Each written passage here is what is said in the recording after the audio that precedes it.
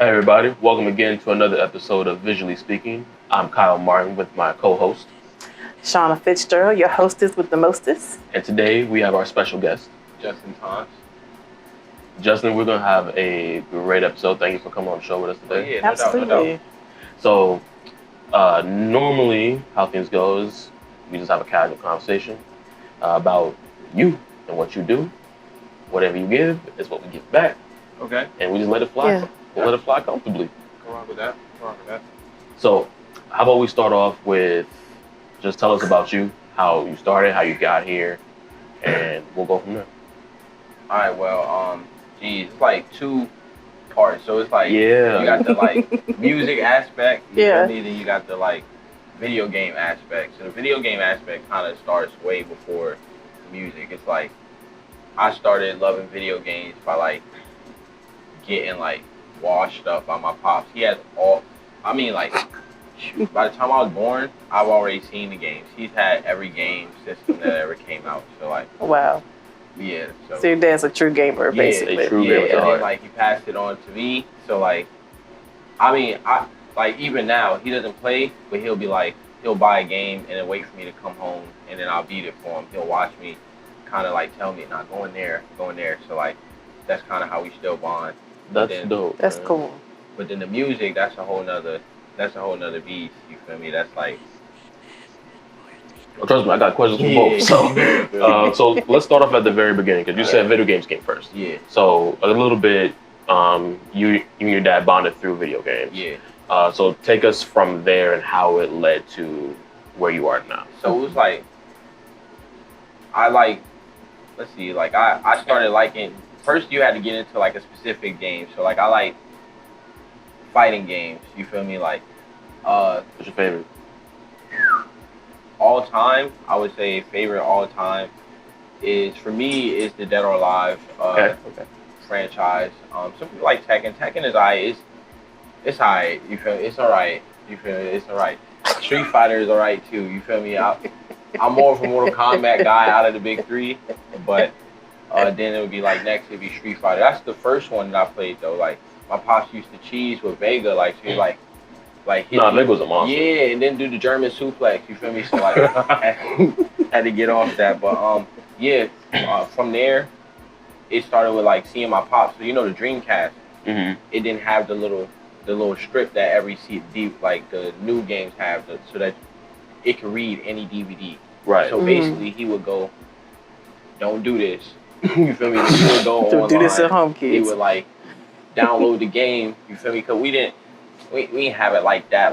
But he would download Sonic or something, and when we would come for the summer, because I live with my mom, he would have it, and he'd just like pop in a white disc that says Sonic on it. You feel me? It'd spin for a little while, and then the game would come on. No judgment. Yeah, then We the are game not here would to come judge. on. You know what I'm saying? So like, I mean, I just thought that's how they work. You feel me? Like, but then Yeah. as I got older, I started knowing what he was doing. So now I wanted to do it myself. Started with heavy modding video games. So like, I got my mom's old PC, and there's this program called Mugen, where you can, you can make your own 2D fighting game. And we would steal sprites from like Marvel vs. Capcom and Street Fighter, any 2D game. We'd like get the sprites, go to Google, find the sprites. You'll put them all in a nice folder, make a definition file, DF. All this stuff is on YouTube, but like then you'll put it in the system, and you'll have your own game. So I got like a hard drive. This is like around 9th grade. I made a game with like 45 gigabytes. So you couldn't just give it to someone. Wait, slow. Because we talking a little bit old school to the point where now I'm starting to be like, yo, like this is like a time travel type stuff. But you had to download like each individual sprite. Yeah, so if you wanted to go, like you had people like Sparky Dragon and other people who like they made the whole character for you. But if you wanted to go to the next step and you wanted to, let's say you want to make your own character, right? You want to take Ryu and contort them and change them to make them yours. You have to actually go in. Either if you know how to like draw, You can use paint to like kind of like draw some of these effects. If not, you take effects from Spider-Man's like MVC2 special, and you put it with like the dragon uppercut. You know what I'm saying? So like it'll zoom in on that part, and so what you do is you kind of, I did it by trial and error. So I will usually like open up a fully working like character, and then go from there. Look at the code, like what's supposed to be in there. Even at the time when I didn't know what I was doing with the code, I kind of could see, okay, mine doesn't look like this. Let me copy this, paste it here, see if that works. If that doesn't work, let me change this. Then it started being like, I started realizing like the computer's a dumb dummy. You know what I'm saying? So like if you just like, sometimes all I had to do was change the name to the same name as the folder, and then it just worked. It works. Like, it didn't even make any sense. And then that's when I was like, oh yeah, I love this. I want to do this. Like, and that's when I really started thinking, okay, I could really seriously get into this. So you're basically breaking it down to rebuild it back up. Yeah. Or like, I don't do like usually if I'm out of game, I'm trying to see like nowadays what is the stuff that they're hiding in there. So like Mortal Kombat, they the last one, they made it so that like they made this character named Floyd, but he's like, you almost never encounter him. And I was like, yo, I know somebody had found something where we can encounter him. Yeah. And then, lo and behold, the modding community already has something you can just throw on your computer, go ahead and pull it up. Yeah, you got to do a lot of workarounds, but you get F11 and it'll bring up the drop down to like, so you could actually select the character, make them playable. So it's a lot of stuff that you can do once the game is out that if you're on a system, you may not have that access because they lock it. But when you're on the PC, you could literally, like, I can go into the game files of anything from Steam. So yeah. So would you say you're more of a PC player over a console player? Now I am. Yeah. Now I am. Before I was like when I was coming up, I was a PlayStation head, like heavy. I was like, yeah, just PlayStation was the best. But then I was like, during college, it wasn't affordable. The Xbox was the most affordable one. When I had to pay for it myself.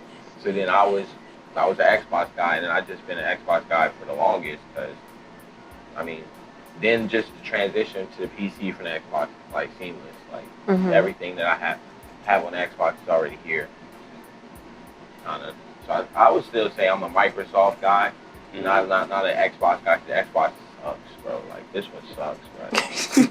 I mean, like they're not even gonna be putting out any more games, any more systems. I think they're selling all of this stuff to PlayStation at this point. It's because if you notice the trend of everything, they're going more software.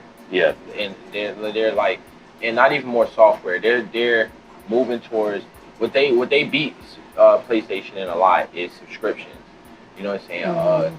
PlayStation Plus is a horrendous market. Like it doesn't make sense. You know what I'm saying? Like it never made sense. But since everybody has always used it, you'll just continue to use it in order to utilize it. Yeah. But when you go on a PC, you don't have to pay for anything to get online. Facts. Get online. You don't have to pay to get online. But Microsoft's like, well, we don't have the games that PlayStation has. But like I tell people, everything is in history. So Microsoft is a younger in the game system range than PlayStation. So by the time I'll just speak about me. By the time that I seen the first Xbox, I already had a PlayStation 1, and I had a PlayStation 2, I had a Nintendo 64. So they were coming up, they had to prove themselves. Yeah. Right? So now with me being a developer, I kind of understand it. Okay, this is a new game, so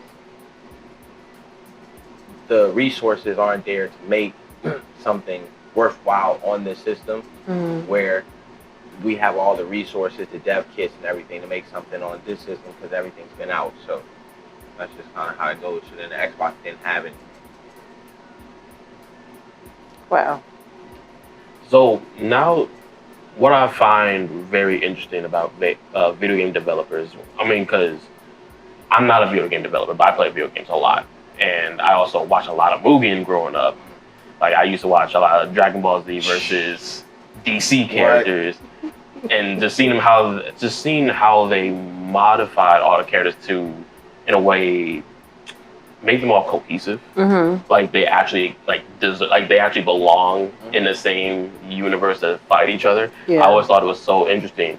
And also when I started taking computer classes, I didn't know that a lot of people who do that stuff were already being introduced to coding. Yeah.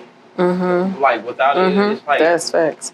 seamless because but we've been introduced to coding for a while, like long time. MySpace, in order to get your like, in order to even have your like your layout, your make background anything look like anything, you had to drop the HTML code into it. Like, so even then, even if you didn't know what the code was, you were still utilizing it. You know what I'm saying? Like, and then video game development and other stuff like that, just continuous. You know what I'm saying? Like, you're literally telling the program to do something. And nowadays, especially nowadays, there's not much questions you can ask a program that hasn't been asked already. So there's probably a workaround for that thing. Everything has a workaround. Exactly. Yeah, literally. So when was it that solidified, I'm gonna be a video game developer? What flipped that switch? I feel like 2 or 3 years ago, I was like,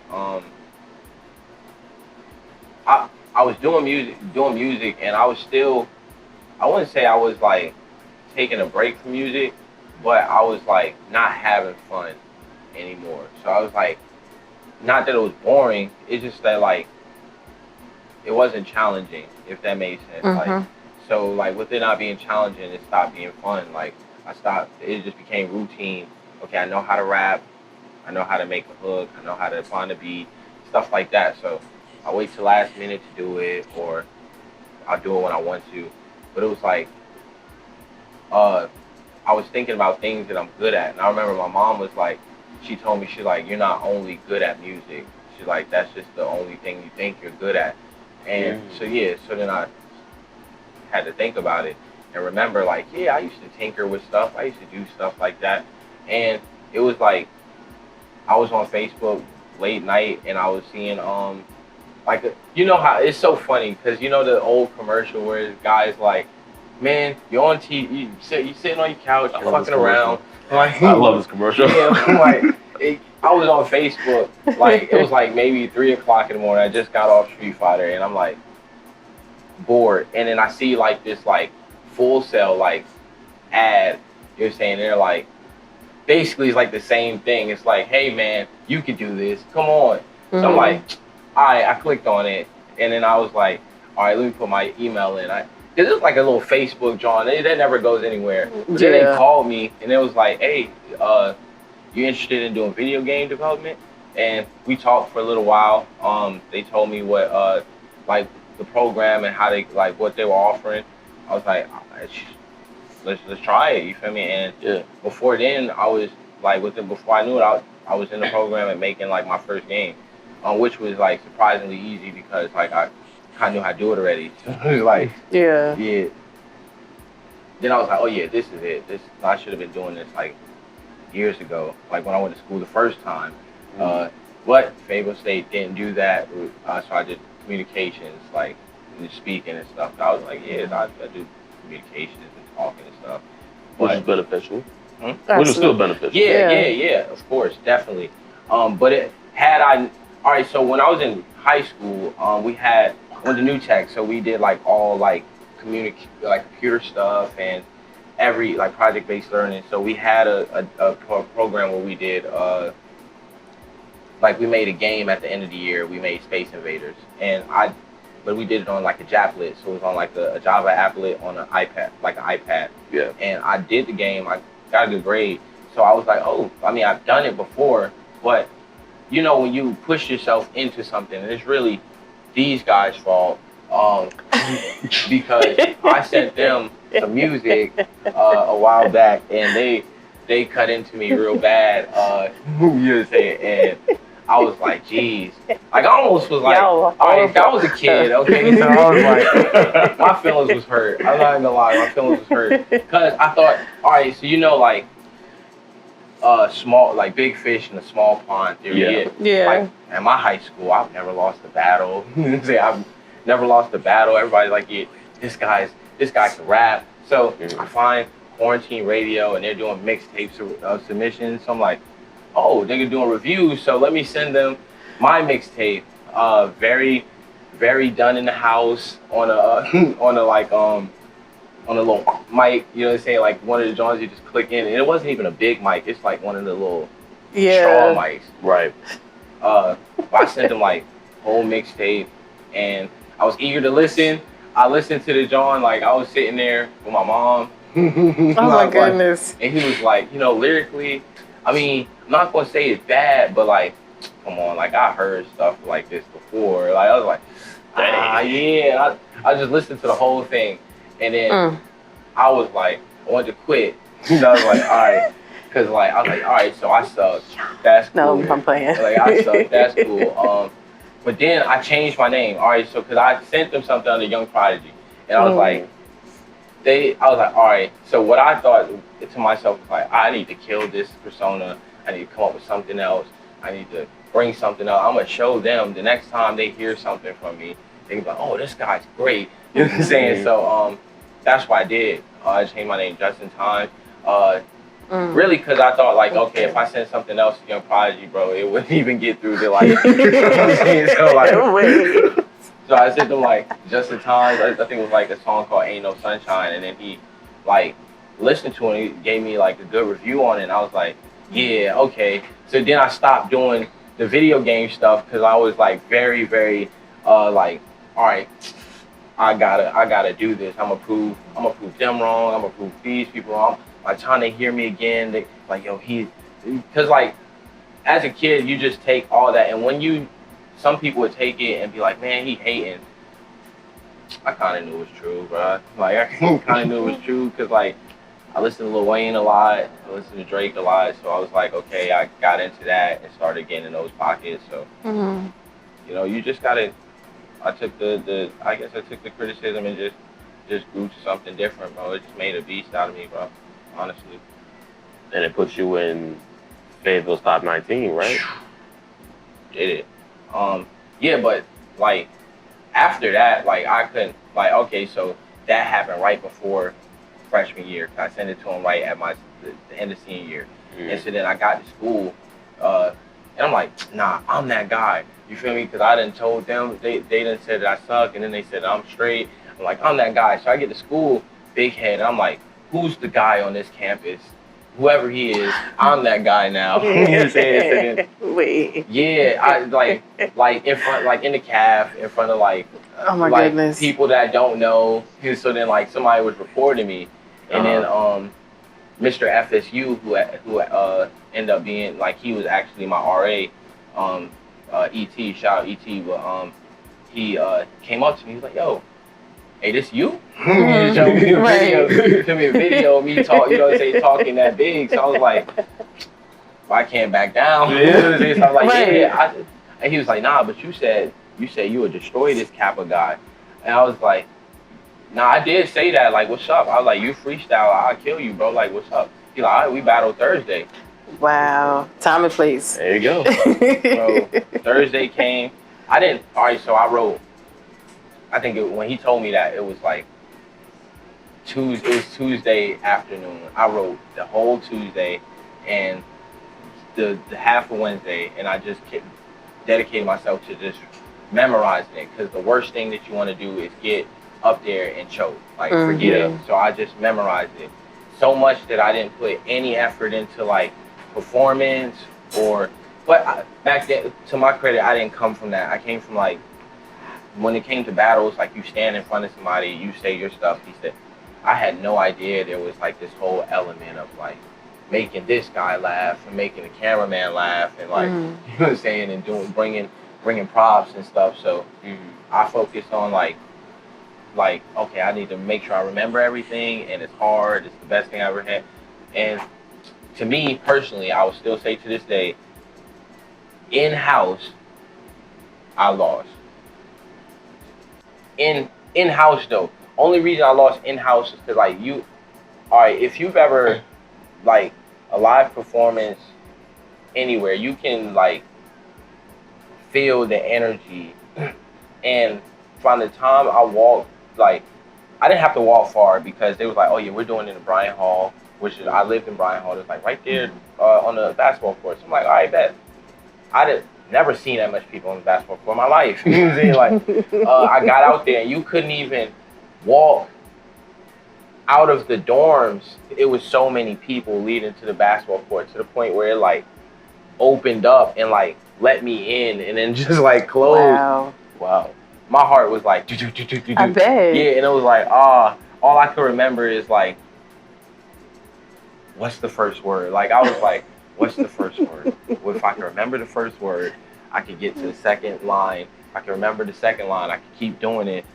Just don't look at him. Don't let the crowd, because like, I knew that the crowd was gonna react to certain things. I was like, all right, don't let the crowd make me too excited to the point where I can't remember what I was going to say. So at certain points, it felt like I rushed, you know what I'm saying, through the material. And I underestimated my opponent. Did you research him before you went up there? It's kinda like kinda. You feel me? Nowadays, I'll do a lot of research when like when I battle somebody. I make sure that they have stuff to research. Like I'm not about to battle some unknown guy because I don't know anything about him. I have stuff online. He might find my battles, research things that I've said, and then I'm at a deficit. But back then I knew he did the Freestyle Friday, like 106 came to Fayetteville State. Wow. And he won. So I knew that he was a good freestyler. And I knew he was a Kappa. I knew he was my RA. That's all. That's really all I needed to know about him. On the flip side, he had like information about where I went to high school and oh wow, he did my friends in high school. Yeah, because like he's the most popular guy at the school at the time, and so like we got a bunch of people that's playing double agents. Like that's my friends, but also feeding information like, oh, he likes. So I want to say this. I want to say this like to the camera. I was ahead of time. I got in the game. I mean, in the battle, they tried to make fun of me for liking Iron Man and like Spider-Man and all that stuff. And then look at it now. Okay, and everybody. Look at everybody like Spider-Man. That's all I'm saying. That's all I'm saying. Look at it now. That was a big thing. That was like I heard you got like, so he tried to make it like a homosexual trope or something. Like I heard you got a fetish for Spider-Man, and because like I had like the Spider-Man. He probably got Spider-Man like, in his group on my wall, and I had like the stuff. Right. And so like they were How like, dare you? I know I do. Yeah, and I'm like, okay.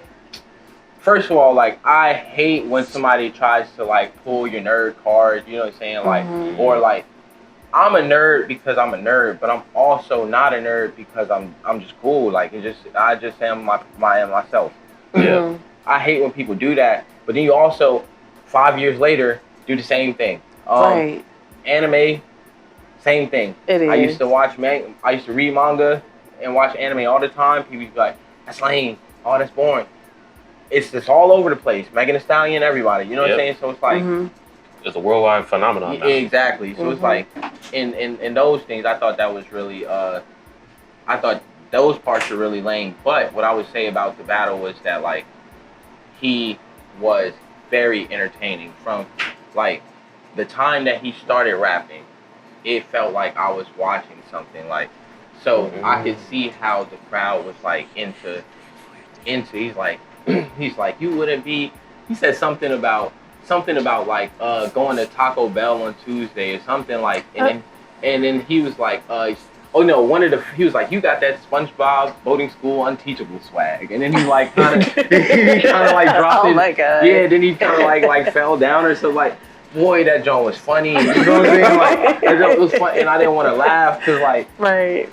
You know what I'm saying? But you didn't want to feed into it. Yeah, but it was funny. You know what I'm saying? Like, and I played into his hand by like, cause like he knew that I was gonna curse because I have a vulgar mouth. You know what I'm saying? Like, so he was like, he rapped the whole time without cursing, and then at the end, and he was like, and see, I didn't curse. And everybody's like, ooh, like that's so cool to not curse when you rap. So what? Like, so what?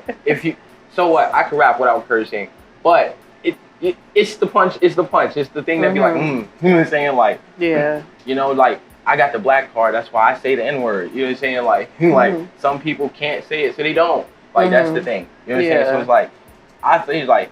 But we're in a college setting, so everybody's like, oh yeah, this guy's very educated. He's got a bow tie on. So like, the whole thing, the aesthetic was cool. The dressed up was cool. I didn't think nothing about any of that going into like the battle. So that kind of like showed me, oh, there's more on the table. You know what I'm saying? Like, I'm a good rapper. And that kind of also showed me like full circle things that Quarantine was saying and other things like, yeah, you can do certain things, but like, what else? You know what I'm saying? Like, there's other things that like that can make this a whole thing. You're giving like your bet. Like, let's say you're making a creative character. You got like put 90% of your experience points in the guy's strength, but he doesn't have any dexterity left or any.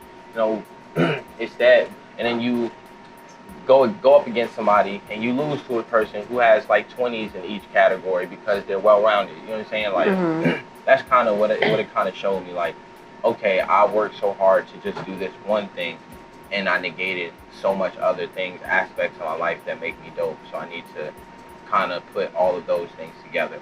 Even when I do like little things, like if I submit a game or something, I hide my music in the background. Like, you'll go into a room and it'll just be playing my music in that room. Like, like quietly. Yeah. So you don't even know, but I'm always taking one thing and adding it to another thing. Like, my music is not going to be subsequent to my video games and vice versa. They're going to like feed into each other. It's an even balance of both sides. Yeah. Because they need music for everything. You need music for for movies, for soundtracks, OSTs, everything. So there's no reason why I should not be able to find a way to like to get in slide that in there. Especially if I'm already opening the door with my knowledge of knowing how to make the game. Right. So would you say that's like one of your goals is to put your music into your own game and that use that to elevate and promote you even more? Yeah. Y'all remember Def Jam Fight for New York? For sure. Okay. They need to remake that. Okay, yeah. So like that point in time for me was amazing. Street Volume 2. NFL Street. You know, like the you know what I'm saying? Like some my cousins and stuff don't even know who Pete Rock CL Smooth is, but like come on, they know that song. They you know what I'm saying? Like, yeah. So sometimes like you become immortalized through these mediums. You know what I'm saying? So if you can make yourself stand out in that medium, whether it's I worked on, because like ultimately I want to work on Mortal Kombat. Like that's one of my biggest goals. I want to work on a AAA fighting game. I want to make my own fighting game. That's a subsequent goal, but I want to work on a AAA fighting game because there's things that I need to learn about how to make that product and also how to promote and market that product. They do it in a certain way where, like, I don't know if you noticed, but like Warner Brother does things where you'll see their media 7 different places before you see it, before they actually sell it to you. So before Mortal Kombat comes out, you'll see a Mortal Kombat animated show. You'll see a Mortal Kombat movie. You'll see a Mortal Kombat something, and then they'll give you Mortal Kombat. So by the time you get the game, you're already invested heavily into that product. Same with Looney Tunes, or they was throwing LeBron James all over the place before the Space Jam movie dropped. You know what I'm saying? Like, it's product placement. You know what I'm saying? They're one of the best at doing that. Like, especially because they own so many things. They have so many avenues. Exactly. With that, they also squander so many opportunities. Where it's that like they get into a space where they have so much money that they can throw money away. So like a game that could be great won't be great because they'll dissolve it if it's their competition. And that's usually what happens. They'll take a studio or somewhere that like if you have a budding idea, they'll take your studio and instead of like allowing you to create that under their guise, they'll just dissolve your studio because it can potentially be a threat. So I mean, I'm trying to be somebody who can get in and kind of like not be the change because of course I'm not like no Obama or something like that. Like we want change. They're not gonna let me in first of all if I come in like that. But I want to be a voice like for people like me. Period. Like I'm tired of seeing the dreads, the Mohawk dreads, okay? We're done with that. I'm tired of it. I'm tired of it. You're not tired of it? Everybody tired of it. The Mohawk dreads. This is like, let's make a black character, slap the Mohawk dreads on them. Give them the Killmonger and send them out there. They gonna love it. You know what I'm saying? Like, Michael B. Jordan, why you did that to us, bro? And set us back for mad long, bro. Like, they set us back worse than cornrows, bro. You set us back because that's all they're giving us, bro. We got so many hairstyles, but they'll give you the fade, the afro, or the Mohawk dreads, bro. And they don't look realistic at all. They did that to Miles Morales too in that game. The Mohawk dreads. Oh my God, he went from the fade. The fade was fire. The fade was so clean. He went from the fade because they don't know nothing else. They know, okay, get them fade a little waves, or if you want to spice it up, give them the Mohawk dreads. You know what I'm saying? Like, perfect example. Tekken 8 came out, and they let Eddie Gordo come out with the Mohawk. He got the Mohawk dreads. Mohawk dreads. I was playing that last night. You can name you name a character. He got the Mohawk dreads, bro. I'm telling you, like that's it. That's like they thing. Like they go in the closet and you think they about to pull something special out, and they be like, I got you. This is it. This is gonna fit you. You walk out and you got the Mohawk dreads, bro. I'm telling you, you're gonna love it too. You know what I'm saying? It's equivalent to when you're in the military and they give you a pristine bean. You don't got no choice. You just gonna love it. Like, you got no choice. If you want to play with a black character, it's gonna have the Mohawk dreads, bro. The Prince of Persia game, the new one that just came out, Mohawk dreads. Wait, for real? Yeah. I didn't even think that. Bro. That's crazy. Same size, bro. Like they don't even think that our hair can be as long. It's like this much. It's kind of slanted to the side. It is. Maybe bleached at the top. You know what I'm saying? Mohawk dreads. Stop it. Stop the mohawk. Stop it, bro. I'd rather see a guy with the baldy, bro. Just give Garrett the baldy. If you don't know what to do with it, just give him the baldy. You can't go wrong with the baldy. You can't go wrong with the I'm trying to tell you.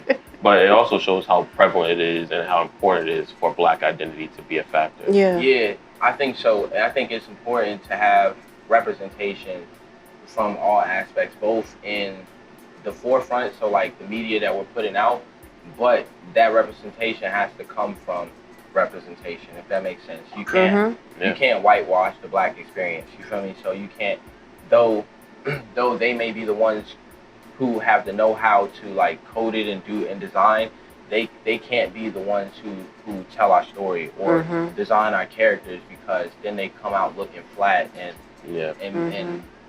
without any personality or culture. It has to be somebody like I would like to see somebody that looks like he's from Detroit, or because for us we look different from where you're from. We don't all look the same. You know what I'm saying? I would like to see that represented. I would like to see that represented in a better way than in the same way that we see these different white characters and Asian characters represented. They're represented in all hues and all colors and aspects, but we get the same like dark skin with the dreads or the fro.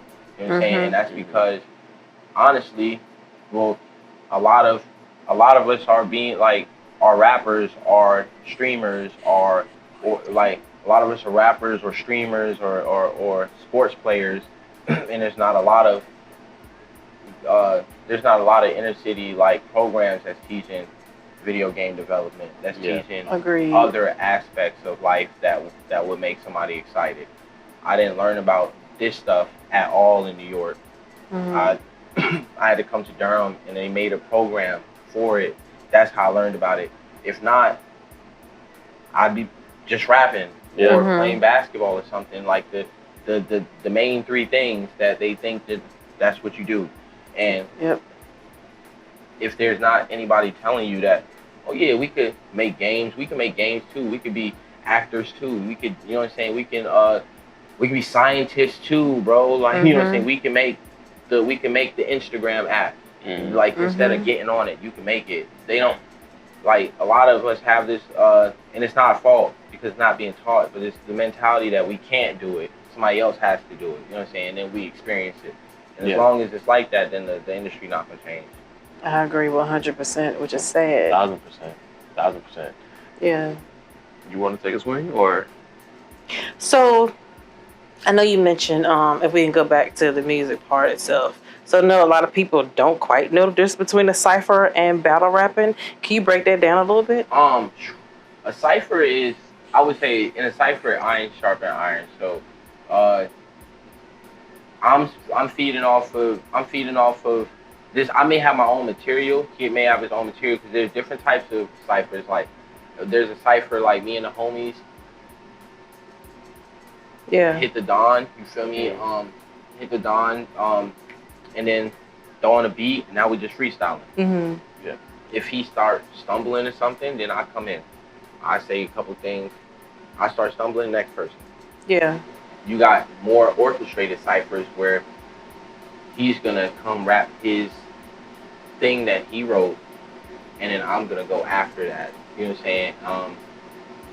But a battle has changed from what a battle used to be.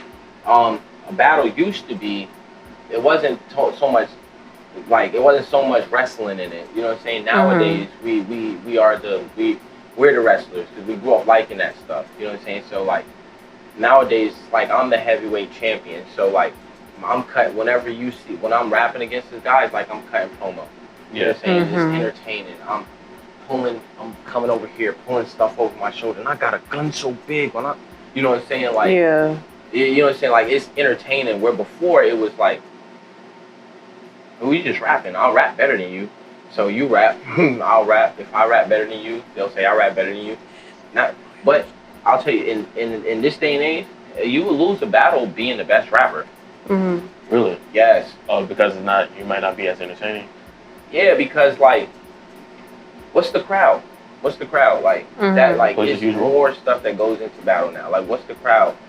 Nowadays, the crowd is more full with casuals than people who have the literacy of like wordplay and stuff. Yeah. Like before, you know what I'm saying? So there's people who, and if you're in a crowd, like I battled one person. We was in a club.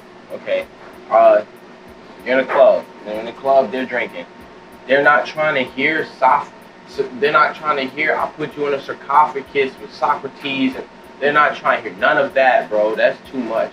You're doing too much. If you got to do a double entendre, doing too much. You know what I'm saying? Give them the Cassidy. 4 bars, punchline. Charlie Clips. That's it. You know what I'm saying? They're going to love it. They're going to love it. You know what I'm saying? Because, like, they're not even trying to hear something like, trying to hear, like, oohs and ahs. You know what I'm saying? Like, but if you, like, battling somebody and, like, you can be the best rapper, but you also have to have other stuff with it. Like, you have to have the it factor, which is, do they like you, first of all? Like, yeah, charisma. So I want to segue a little bit, because you mentioned, we was talking about identity and, you know, Black culture and whatnot. So I want to spin back a little bit and want to ask you, how did you take what you know to rebuild, well, not just rebuild, but how you built your personal identity based off of your rapping career, your music career, and your video game career to bring to Justyn Timez? So it's like at first it starts generic, obviously. So like you go based off of like when you're a child, you're just going based off like what you think is cool. And then as you get older, you start to have appreciation for the stuff that makes you personally you. So like my parents, my family's from Barbados. That's very important to me. So therefore, it used to be something that like I shied away from when I was younger because I used to get teased for it, especially when I came to North Carolina. Like, oh, jungle boy, saying island boy, something like that. But as you get older, you find appreciation in stuff that makes you unique. Thus, like, I'm from New York. The New York Times is something my grandpa used to, the newspaper, he used to always, like, go talk about. So it's like, okay, New York Times, Justyn Timez. My cousin's name's Justyn Timez. I'm just in time. Okay, cool. All of this works. So now I have a name. This name is going to encompass all the stuff that I like to do. Because before, when I was young prodigy, I was trying to be cool. I just wanted to rap. I wanted to rap and sound cool. So I would try to say stuff that was cool. You know what I'm saying? Like make up stuff that was cool. Now I want to rap about stuff I like. If I want to rap about anime, I want to do that. If I want to, talk about politics, I want to do that. I want to do whatever I want to do. Therefore, I had to create a brand that would allow me to be myself. And the only way to do that is to be myself as I represent the brand, if that makes sense. So it does. I'm just as weird as I am on the music as I am in person, because that allows me to be like funny, allows me to be as funny as serious. Because like I say, you're not gonna go anywhere being too cool for school. All the cool guys that I knew in high school or whatever, they don't do anything, okay? Because they were too cool to do stuff. They're too cool to like read. They're too cool to do stuff that they like because nobody else liked it. And if you're gonna be that way, then you're definitely not gonna survive in this internet age, where everything has to be transparent, unique, full of personality, if that makes sense. Like everything you see nowadays, even though it's kind of like fictitious, like they're kind of like behind the scenes, like making these viral moments, but a lot of this stuff like dives back into like the personality of the person. We like when Kai Cenat, he's successful because people like his personality. The antics he does is entertaining, but they fell in love with the personality, which allows him to do those antics because that's something that you're accustomed to knowing that he would do. Same with like Speed and stuff like that. That's why they're able to be as serious and be invited to these serious events and still be as crazy and unrestrained as they are, because they live like that. In order to be like that, you gotta live like that. It's what it is. Your greatest motivators, or what are your greatest motivators? My greatest motivations is like, one, I have a daughter, so like I want the stuff that I wasn't able to to do, and the restraints that I had growing up under strict foreign parents. I would like for my daughter to have to not live like that, and be able to experience different things. But then I also want to try to create things that I can share.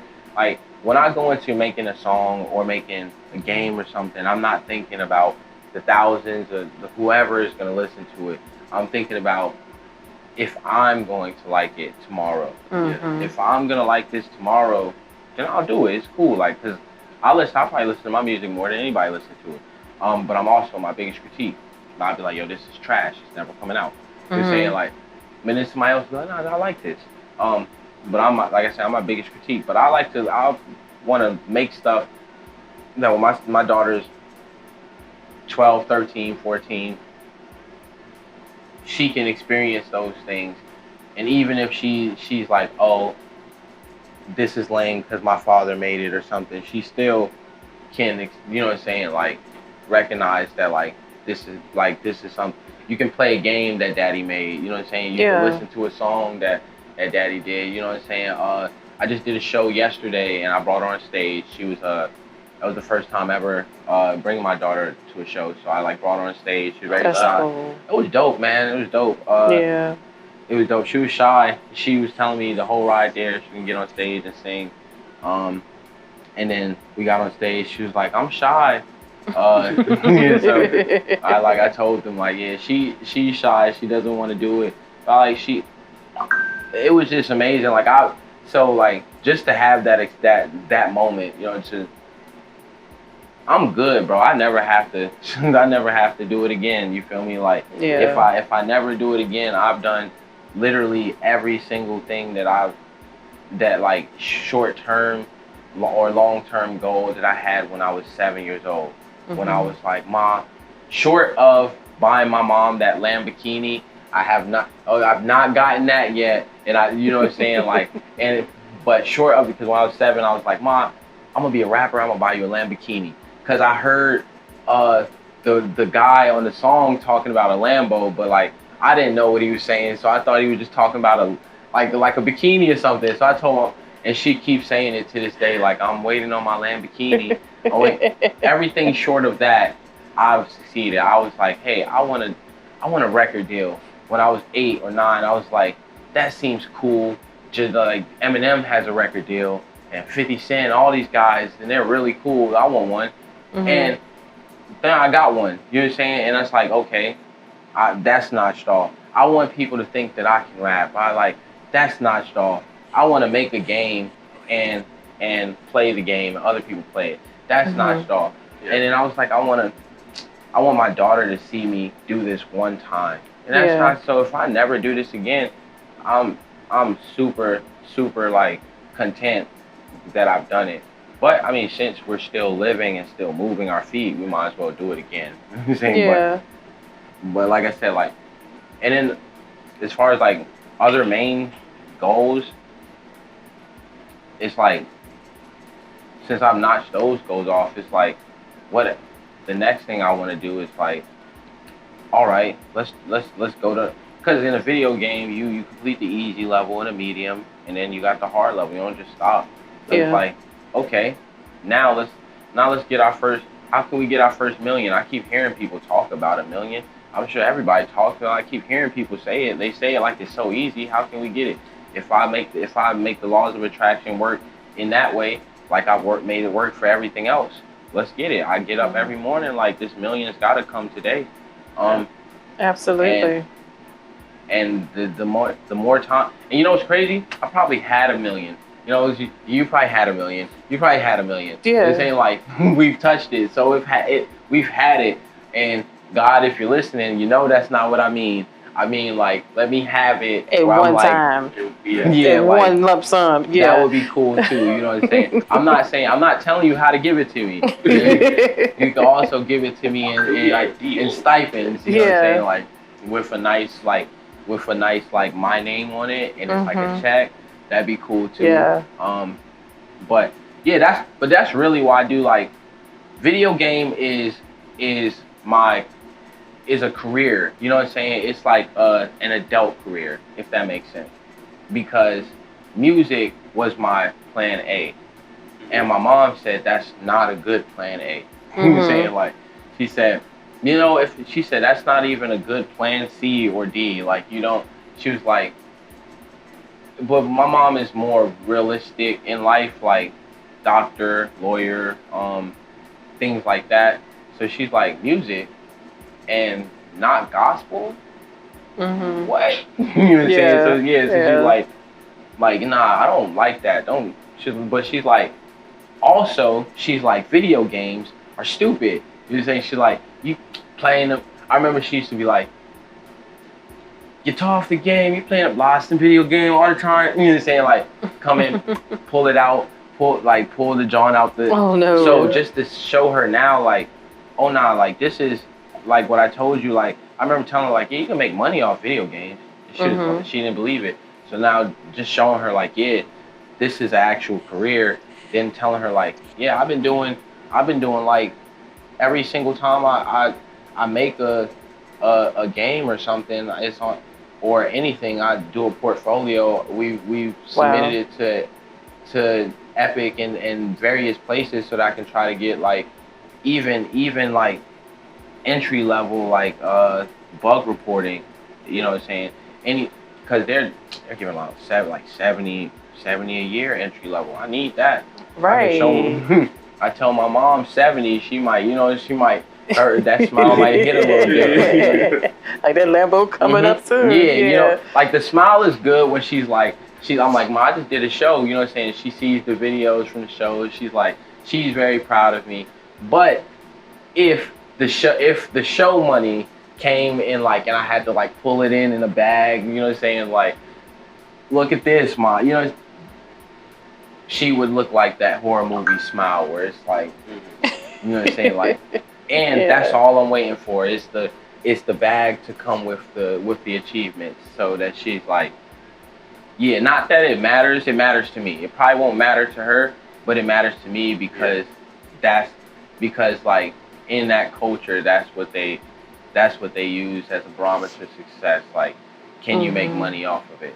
And the moment that I make like a good, like, don't let me make a video game. She gave me a video game idea just the other day, and wow, it is such a great video game.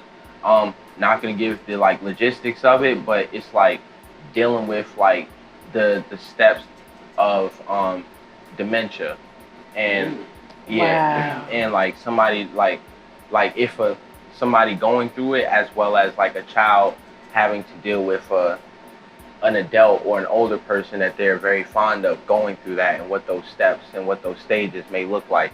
And when she told me that, like, light bulb, I already thought I can make a platformer, I can make a RPG like type of venture where we go through these stages, and it's colorful, it's inviting to all ages, but it's teaching you this, like, it's teaching you tropes and the gems of dementia and the gems of different things that you know what I'm saying? Like, boy, if we make that and that joint hit, yeah, Mama getting that Lambo. I'm telling you.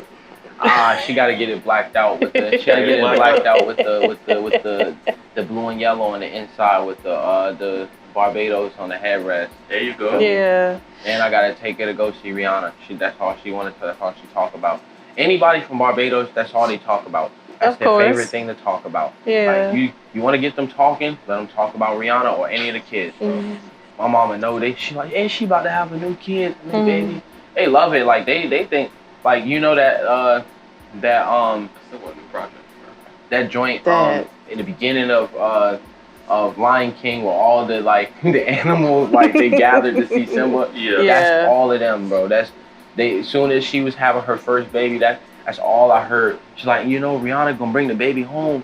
Like, they love it. Like, Rihanna to Barbados is like the queen in England, or like Beyonce here. It's like super important. You know what I'm saying? Yeah, what? Man, come on, that's like that Chris Brown. Like, I like Chris Brown. Okay, I like Chris Brown. I keep telling you, I love Chris Brown, but it's like there was a separation, you feel me, from the American side of me and like the Asian side of me. Like, it was like a part of me was like, when I sing it sometimes, I feel like I be feeling like I'm letting my moms down. She do not like Chris Brown. Oh my goodness. Do not like Chris Brown.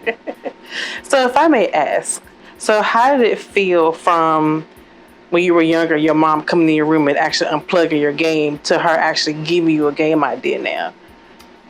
Full circle moment. Yeah. Like my mom is like very loving, but she's super strict. You know what I'm saying? Like, and also she wants you to do things the way she wants you to do it. So she has a way that she thinks life is gonna go for you, and you'll do well to follow that trend. Like if you fall out of that trend, it's gonna be a problem. You see, so like because I'm the rebel of my brothers and sisters, I don't like what they would say is I don't know how to play the game well. But I tell them that I just don't want to play the game. You're saying like, yeah, there's a game that I obviously see, but I don't want to play. You're saying like, but because I'm not playing, I get to set my own rules. You know what I'm saying like, and so me and my mom clash. She's like the head boss. It's like, you know what I'm saying like, I've never really beaten her. You know what I'm saying like, but you do better every time. That's what the game is about. So it's like, I may not win, I do better every time. So it's like push prod. I remember when I couldn't listen to rap music at all, and then I was able to listen to rap music. Then I was rapping, and she didn't like that, and then she wouldn't listen to the music at all. Like I mean, like I had to play the music through the door while she was in her room. You know, saying like, I know you can't hear it. To, like to her coming to my first show senior year and seeing like the crowd reaction to like me and her seeing that like this is something, and that was big. And then whenever I got signed, she to Ascension Records, she called me and we had a long conversation, and that was big. And just to like when I used to show her the games and stuff, and she's like, "This you did this?" And I'm like, "Yeah." And just the way that she's like interested, and she's coming up to me giving me other ideas like, so you can make an app too. So like, because I was thinking, you know how Food Lion got an app? I want to make an app like that for my hair salon, like where you know what I'm saying? So now she's trusting me to do stuff that she would, you know what I'm saying? Like, and so that to me is like, I'm an adult, you know what I'm saying? Like, okay, my mom respects me as an adult. You know what I'm saying? My father already respects me as an adult because it doesn't take much to like get on your father's like, you know what I'm saying? Like, I grew up, he's like, yeah, you're an adult now. You know what I'm saying? Like, he's like, push me out the house, like, you gonna figure it out. You know what I'm saying? Like, and then when I figured it out, he's like, you see? That's what it's like to be a man. Yeah. Come on, man. You know what I'm saying? Like, and that's like my pops. Whenever I have like hard times and stuff like that where I want to give up, is work is hard, or I want to give up because like the work is just insurmountable. I just think to like, bro, this guy, his first job was like, he made $2.25 carrying like messages from one business in Manhattan to another, like in a little like messenger bag. I don't even know if they have that type of job anymore. like that's not even a job that they give to people anymore. Facts. He's like, yeah, I wanted the tracksuit, the Run DMC tracksuit. So I went in. He said I get $2.50 an hour. He said by the end of the week I got $60. He said I give your grandma $30. I put $30 to the side. I can't get it this week because the tracksuit is $60. He said, so I gotta wait till next week. Next week I give your grandma $30 again. Now I got $60. But I don't want to get a tracksuit if my brothers can't get a tracksuit. So now next week so like he telling me certain stuff that like I'm like, okay, so when it's hard for me to do certain stuff, I think about like the times when I didn't see Pop in the crib all day because he at work. You know what I'm saying? Like, so I'm like, bro, I mean, if Pop could do it, I definitely could do it. You know what I'm saying? Like, so like that's where the motivation come back. So this is the answer will come full circle. I knew it would. That's where the motivation come in. Like just seeing their struggles and also their successes. Like my mom she's had so many successful businesses and certain things. She showed me that like money is out here. Like it's so much, you can make money out of nothing. Like she showed me. So like I'm never gonna not know how to make money because I seen her do it. Like I seen her like go clean a bank. I don't even know how she got to like talk to these people to now she taking us out of school at 2:30 to go clean this bank in Apex. Like I'm like, how we like she like, nah, we gotta clean this bank, then we gotta go go clean that bank, and then we're gonna go clean that bank, and then we done for the night. Mm-hmm. Mom, I got homework. Yeah. All right, so I did a little bit of research, right? And I got a title for you. Cat Named Big Bird. Yes, sir. Walk me through that. All right, Cat Named Big Bird. Very obviously sounds artistic, sounds cool, but it's not. So I had a cat. I was 5 years old. My mom said I can name the cat because we had 3 cats before that, but they keep running away. So she got a cat so we got a cat from PetSmart, but his name was Prince, but he kept like scratching everybody. As soon as you go through the crib, he'd scratch you up. Of course, he had to go back. So we got a new cat. She wanted to name him Hillary. She wanted to name her Hillary, but Hillary sounds like a stupid name for a cat. You know what I'm saying? So like she was like, well, you name the cat, Kyle. So I was like, Big Bird. Simple. That was my man's. 100 grand from like everybody liked Elmo, but Big Bird was that guy. You feel me? I had the Big Bird stuffies. I had the, you know what I'm saying? That was my man's. You feel me? I had the Big Bird stuffy where it kind of had the feathers on it, so it kind of felt like he was the Big Bird. So I named it Big Bird. Like yeah. So I'm like, and that ended up being my favorite cat. So I was like, okay, bet.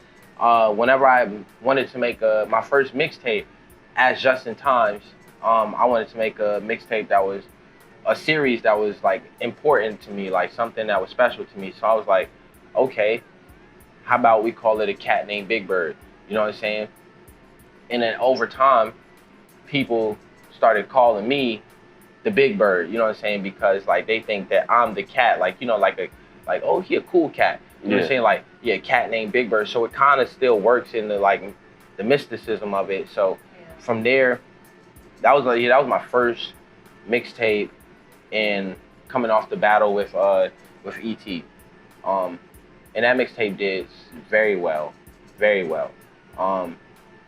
I think in the first day I looked at on that Piff, within the first 4 hours, it was like at like 500 downloads or something. Nice. And I don't know, and I keep telling people, I didn't know 500 people.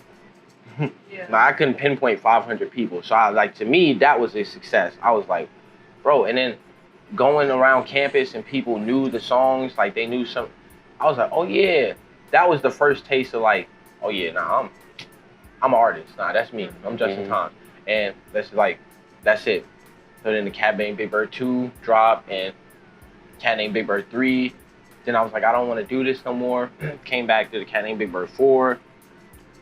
I think now we do like the album that I'm gonna be working on for the label is Full Circle, probably gonna just be Cat Named Big Bird. 5. Yeah, we'll know it's 5, but it'll be the first album. So therefore it'll be Cat Named Big Bird, the album. So I wanted to know which, because you put out a lot of singles too. You put out a lot of records. Which one is your favorite, and which one gave you the most struggle? The most struggle. It don't even have to be from Cat Named Big Bird. Nah, the most struggle would be right now. Would be like all time would be like the songs that I'm doing right now, which would be like What You Do.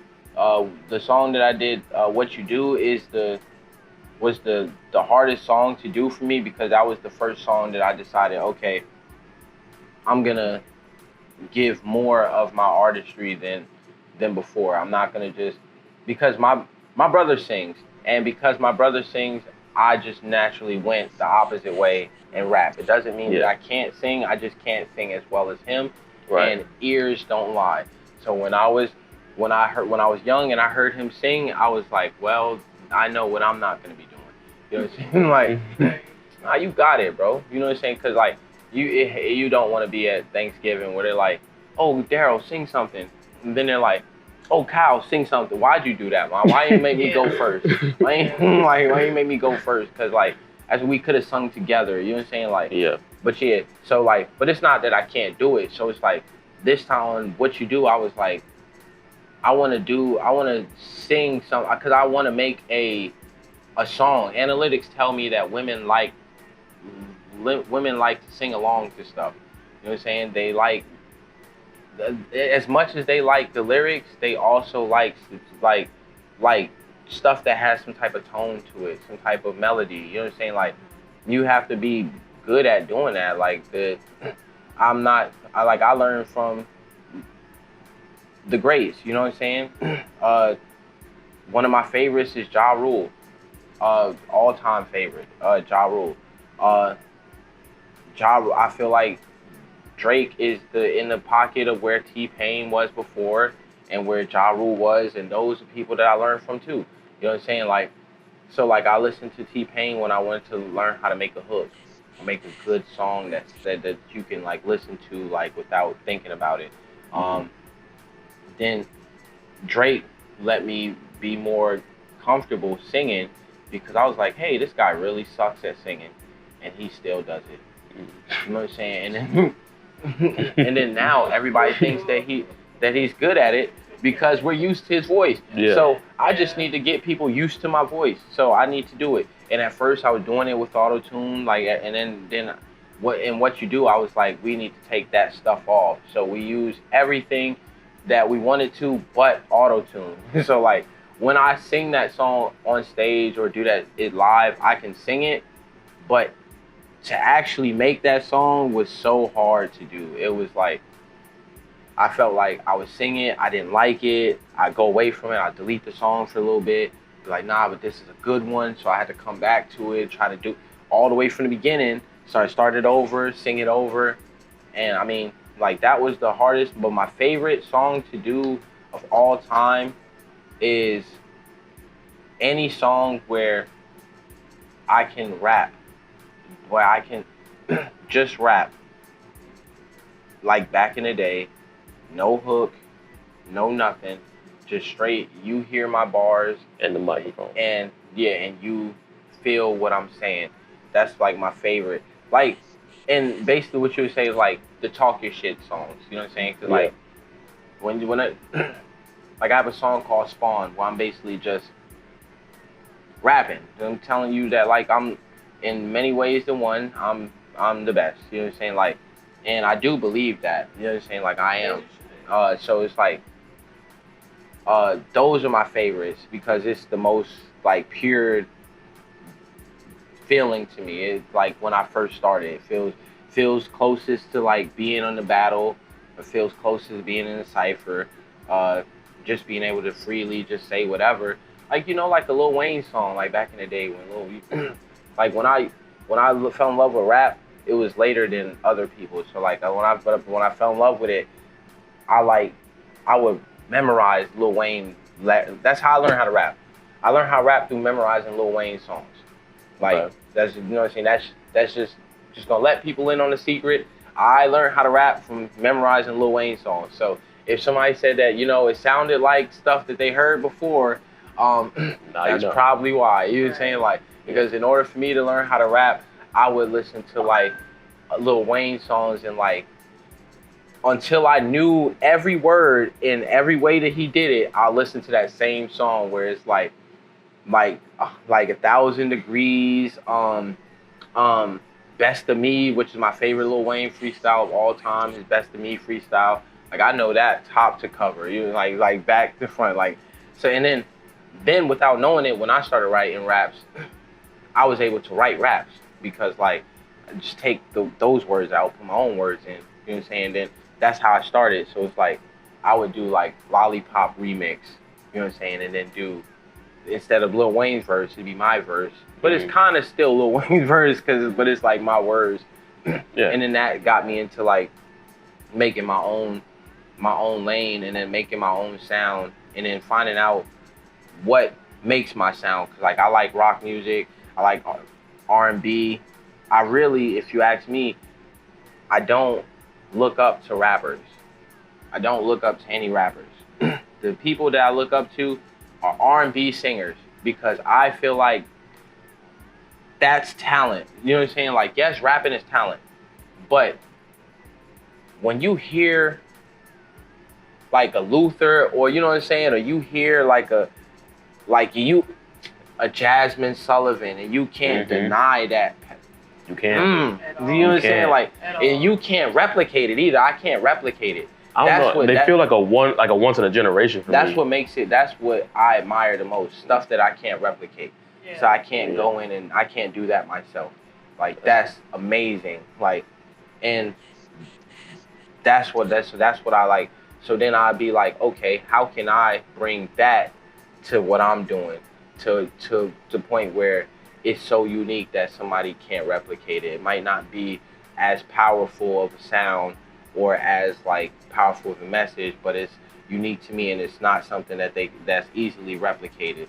And that's how I came up with like what I do now. Nice. All right. Well, Sean, do you have anything else? So I know you said that, I know you want to put, of course, your music into your games and so forth. Have you thought about putting it into movies as well?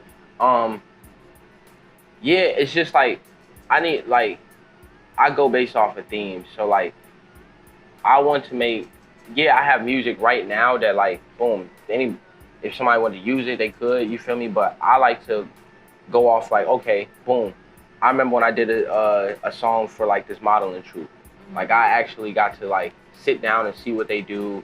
See, like they were called Full Moon. So like I added like little wolf like elements and stuff to the, like that's interesting. You feel me? Like I want to do soundtracks. I want to do OSTs because I make beats. Like even if it's not my voice, like I have like piano rolls and different beats and different stuff that can go into intermissions and go into little commercials and stuff. Like that's what you're supposed to want to do. I want to put my music everywhere. Cause you doesn't have to be that is Justyn Timez for like me to like be on it. You know what I'm saying? If that makes sense. Because if I make a beat, I don't think of myself as Justyn Timez. Kyle just made you a beat. You know what I'm saying? Like if I make my video games, I made the video games. The credit doesn't go to Justyn Timez. Like I made the video games. It's so separate from my music. You know what I'm saying? But they can work in tandem to where I can be paid twice. Right. If that makes sense. Like because this is the problem that I had at Fayetteville State was that like because I was going there, they wanted to utilize me as a student there and then also utilize Justyn Timez as a student there as well.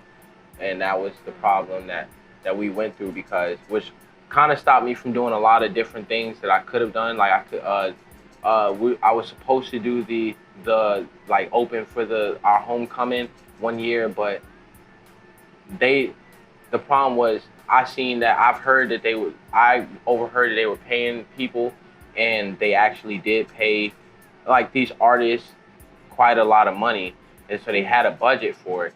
And what I asked for wasn't even anything. I was like, but if you're giving you can give me $100, $200, anything so that I can utilize this and say that this was a paid gig that can like put me somewhere else. You know what I'm saying? Like, but they were like, well, you're a student here, so it would just be like used as exposure, which I thought was like bullshit. So like I didn't do it because like you got to stand on something. Like, you know what I'm saying? Like, if you're going to pay Fabulous 10 racks, you know what I'm saying? And you pay Miguel 15. Well, and the reason I know is because I worked at Bronco Eye Radio during the time, so I know exactly what you paid them. Like, I know exactly what you paid them because I was a part of the crew that walked around with them before the show. Like, you know what I'm saying? Like, to make sure that they had stuff. So I know what you paid them, but I'm saying, like, if you're paying them this and like $100, bro, a gift card, some Bronco bucks. You feel me? Yeah. Throw me some Bronco bucks. You know, the wings in the cafe ain't cheap. You feel me? If you would have gave me 150 Bronco bucks, slid it to me, nobody had to know. You feel me? I would have tricked off in the caf. Yo, shorty, you want some wings? I got you. Barbecue? Get 20 of them things. Yo, swipe this. It's nothing. You know what I'm saying? They didn't allow me to be that. You feel me? So I was like, it's whatever. You feel me? I never did it. I mean, it came full circle. They allowed me to do they did like the Pride tour on the campus, and I was a part of that. So, it came full circle. But sometimes you just gotta say no. Gotta say no, even if you want to do it. All right, Justyn, I got one more question for you, and then we're gonna end it off, and then we're gonna segue into a whole different segment. You ready? Yeah. All right, cool. So, my last question for you is that the people who are going to be watching this show today, the people who never heard of you before, or maybe heard of your songs, because that happens a lot. You'll hear the songs, they'll probably like the songs, because I'm trying not to cuss on here, but they don't know you. Right. Can you give them a piece of something that only came from you that could help them push to wherever the next level is for them? And like, what you mean, like a piece of something? Like a advice, motivational piece, whatever they need. Boom. Yeah, and this is the part where, hold up, zoom it in. I got the super experience for you right now. Check it out. This is the part where I tell you to look. If you're going to do something, you're just gonna do it. Like, is that like, you know what I'm saying? This is the best advice that I can give you. If you're gonna do something, you're probably just gonna do it. You feel me? You're gonna start by saying that you're gonna do it, right? But then most people say that they're gonna do it, and then they never do it. So then that's half of it. So like, if you're gonna do something, bro, just get up and do it. You want to draw something, start drawing, and you're gonna be ass first. You feel me? You might be bad, okay? I start off bad at everything that I've done. But you'll get better with repetition. Not only will you get better, rub shoulders with people, bro. Stop being so macho. Stop being so cool. You know, smile, laugh, have more than 1-2 laughs a day. You know what I'm saying? I used to tell people only 1 laugh a day for a grown man, but you know, it's got to like 5. You know what I'm saying? Like 5 hearty laughs. You know what I'm saying? Like, get you 5 of them a day. You know what I'm saying? Drink water. Please drink water, bro, so that you can think properly. And all in all, bro, just find happiness in the little things in life, bro, because nothing is ever gonna be grand until you can appreciate the small. Like, so that's what you can do. Appreciate that. That's motivation right there. Very motivational, especially drinking that water. Please. Yeah, please. No, it's crazy because I used to be really big on the JPB, the Joe Budden podcast, and Joe said this one thing that stuck with me for the long. He said the first thing you probably will ever want to do, you're gonna fail at it. It's gonna be ass, and I'm quoting him like this is gonna be trash. Do it anyway. 2 Chainz said when 2 Chainz, I think he was on a Breakfast Club, or like, I study interviews, so I'll go look at your interview and I'll write down the answers that you gave to the questions and certain things. 2 Chainz said, you know if you can do this. You know, like, you know if you can do it. Don't waste your mama time. Don't waste your friends' time. Don't waste your time. Don't waste time in people that's putting support in you when you know that you can do it. Yeah. If you know if you can't do it as well, like, you know what I'm saying, like, Time is time. Time is time. Time is important, and time is also money. It is. All right, Justyn. So, first and foremost, again, we want to thank you for taking time to sit down with us and share about you and the great story that you had to give. So, if you could be so kind to let the people know how they can best reach you for pretty much anything. Anything video game related, you'll find me D2K Time Wizard on Twitch, Justyn Timez on Facebook, Justyn Timez Music on Instagram. It's Just Timez on Instagram as well. That's my personal. So you know, like, you can request it. You feel me? But yeah, like, I'm everywhere. My music is on YouTube, Spotify, Apple Music, Pandora, you name it. I was just gonna make up some random name and say it. Like, it should be up there too. Yeah, but if you see me in the street, you know, what's up? I probably won't be Timez then, and so it'll be very awkward. But hello. Awesome. All right. So we have a segment that we do. It's called Unpack That. It's basically a card game where you pick a card and you do a little deep dive on what that card says and what it means, and you just share it. Okay. You just share your personal perspective on it. It's like a self-reflection type deal. So because of the time we have, we're probably going to do maybe one card. If we got enough time, we'll do two. You're going to pick it, and you're going to read it out to the camera, and then you're going to answer it. I was going to say you're brave because nowhere would have shuffled the deck and did that. I need a tape. Just in case it pops. I play card games too much. Show the camera. I'm going to read it too, though. But let's see. It says, how do you feel about the person you are becoming? Unpack that. And this is a purpose and reflection card. I'm not sure if that makes a difference. So how do I feel about the person I'm becoming? Yeah. And a lot of times I feel like I'm entering my villain arc. Okay? Really? So like and what that means is that like I'm becoming the person that you guys didn't want me to become. And that is like very scary for you guys. And where it is very prosperous for my family and people that love me, you should cower in fear because I'm coming. Okay, so like that's what how do I feel about the person I'm becoming? I think that I feel that things are looking up.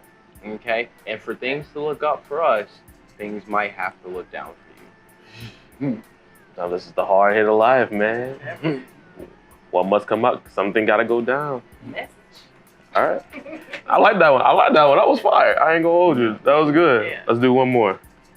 Because you answered that one pretty straight to the bone. I like that. I'll take this one. Let's see. Okay. Wow. Okay. Let's see.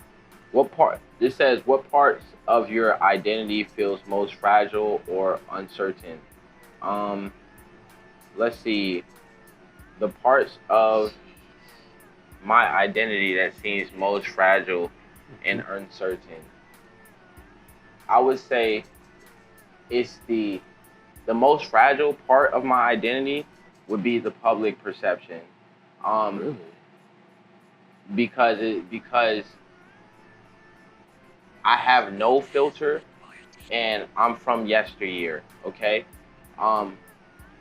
Yesteryear meaning you could say post-COVID or pre-COVID, you could say like 09 and back, you know, in that South Park, Family Guy, Robot Chicken.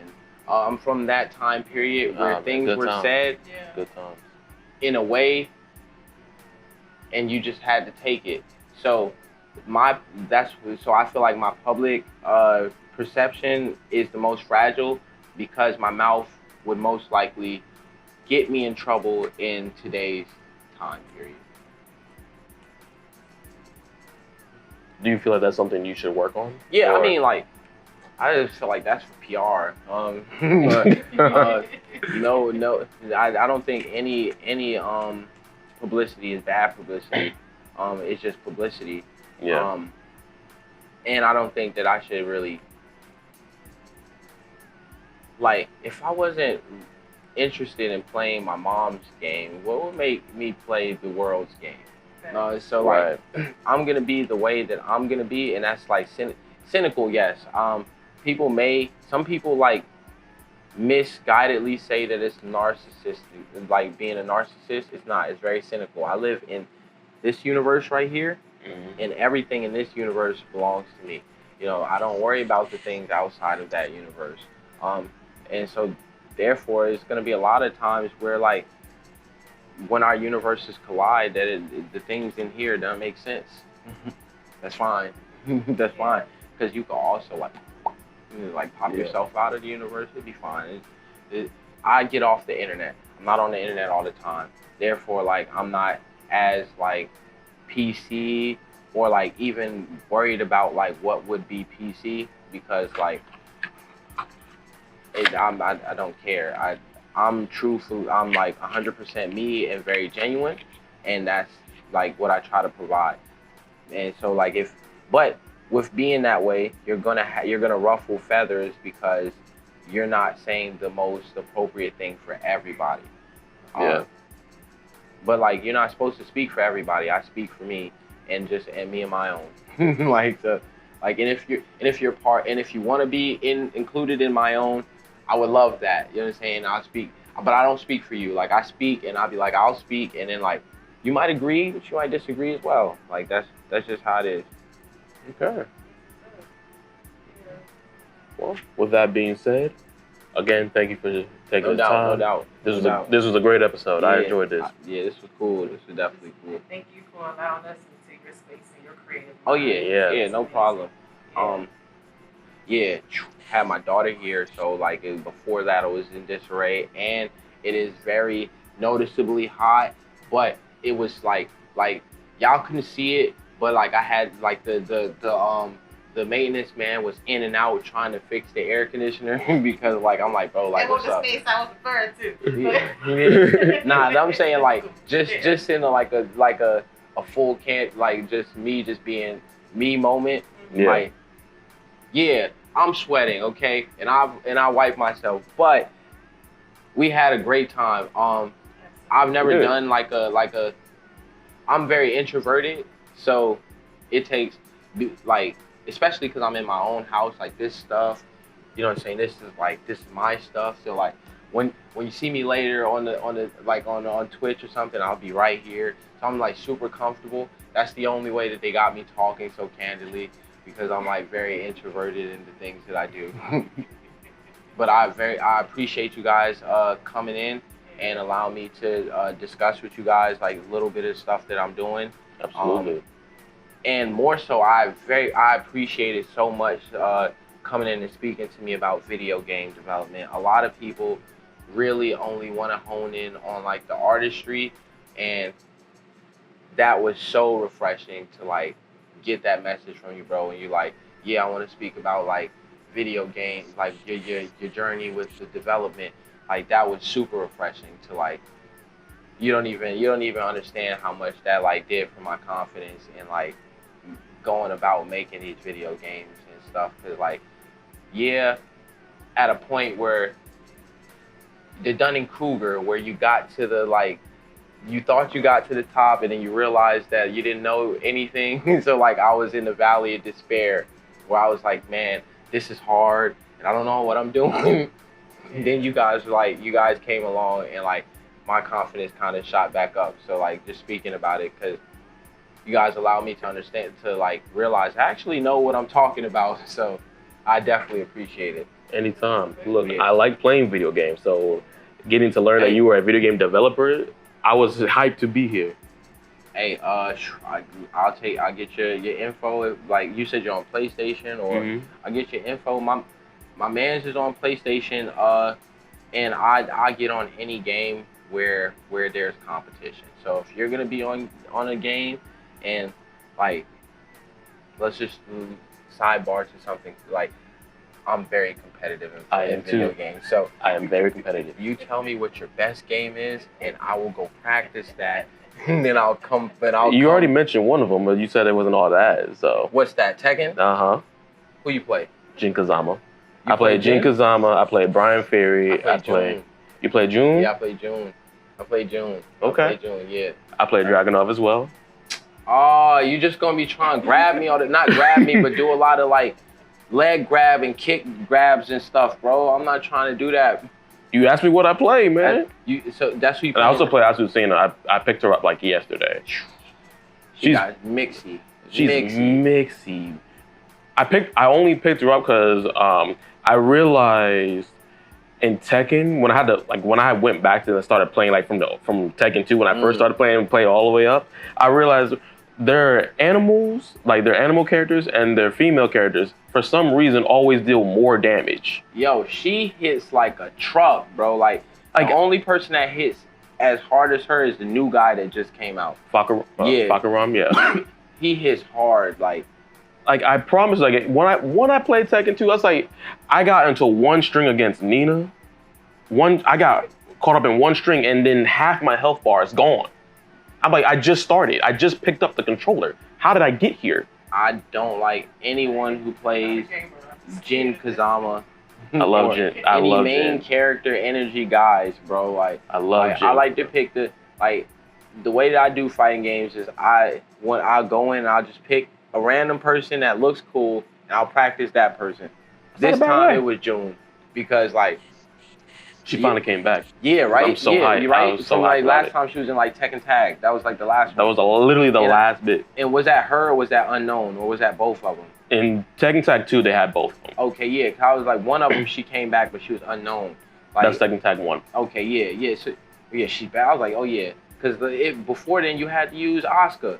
Like she's alright, but it's not the same thing. It's not the same.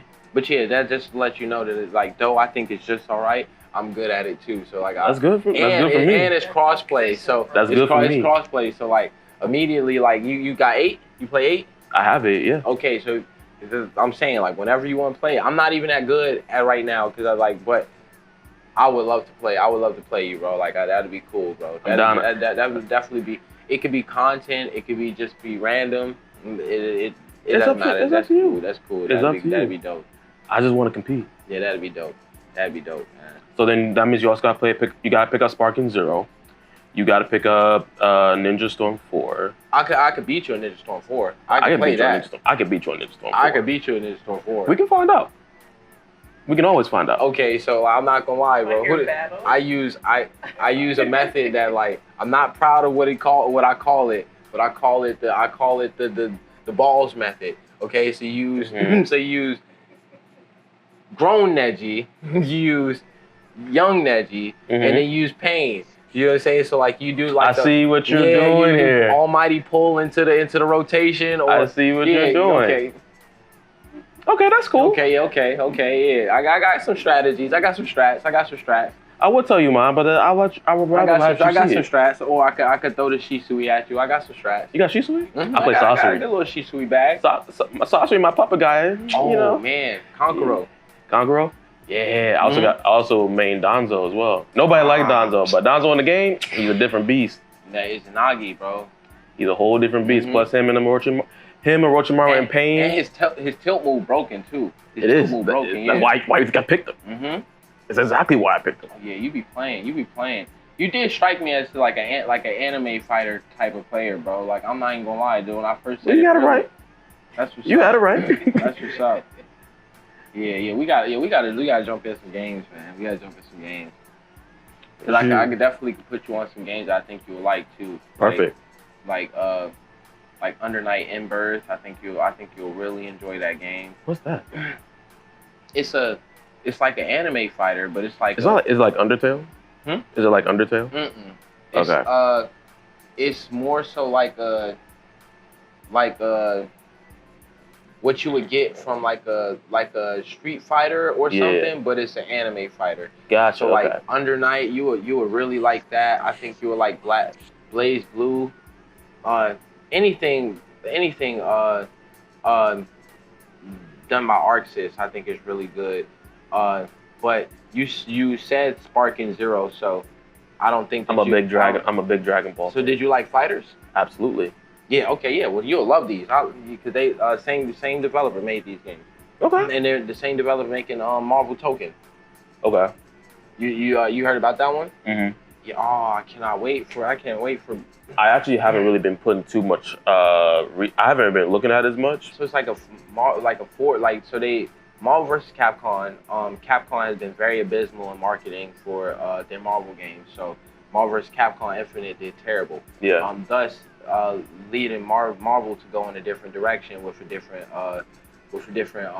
developers. So they chose ArcSys, and ArcSys, instead of what they did was they're taking what Marvel vs. Capcom did, but they're making it a 4v4. Really? Mm-hmm. So like you control 4 niggas at once. Wait, so is it like what's the word? Is that X-Men Legends or Marvel Legends? So you know how like in fighters, how you have 3 people? Yeah. You just add 1 more person. Oh, so it's using that format. Mm-hmm. It's not like Marvel Legends where you put them all on a squad. But we still have to see from what the trailer. It's just like what I was looking at it. They didn't show too much of the mechanics, but it seemed like they're gonna have like all 4 of your characters are gonna have the same health bar, and they'll share that health bar, and when that health bar is done, then the match is depleted. That's gonna be a dangerous game to play. But I would love for them to be in the 4 individual health bars, but I know that will just make the game so long. Yeah. Then Invincible is getting their game too. It's more like a Marvel vs. Capcom / Mortal Kombat type thing. Okay. It's fighting games is living good this year, so like very exciting.